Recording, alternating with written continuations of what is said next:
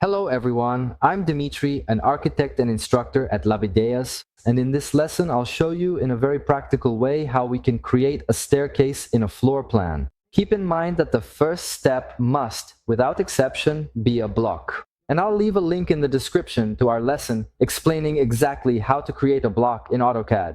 Once this block is made, it should obviously have the initial dimensions you want. This block here, for example, for this step is 120 centimeters wide by 30 centimeters deep. So just a simple measurement for a step, okay? I'll select this block and use a very cool AutoCAD command called array. Just click once here on array. Same. When we use the array command, a new toolbar appears here, which is a special temporary bar that shows up just for this operation. And then it will ask for the desired number of items, okay? So for columns, for example, I'll set it to 5. And the most important part is the distance between them, which I'll set exactly to the 30 centimeter depth I used. So point 3, enter. Next to it, we have the rows. I don't want 2 staircases, so that's why I'm changing it to 1. And with this, I can even press escape and I'll have the base for my staircase.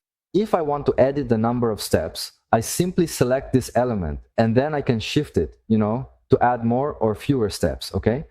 It's always important to also use elements that clearly illustrate where the stairs are going up, and what the base or starting point is. So for that, I've already got it ready here. After I define, the size of my staircase, I place it here and I'll use stretch, right? And there we have it, a staircase, okay? The coolest thing about this way of working with stairs is that it's always adjustable to be longer or shorter.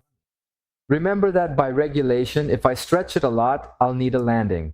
So I can easily copy, using the copy command, this set of steps if there are 2 identical flights of stairs, okay? And remember, we have our complete AutoCAD course. It's in the description. It's a course from scratch. It's really great. I hope you enjoyed this lesson. See you in the next lessons and thank you very much.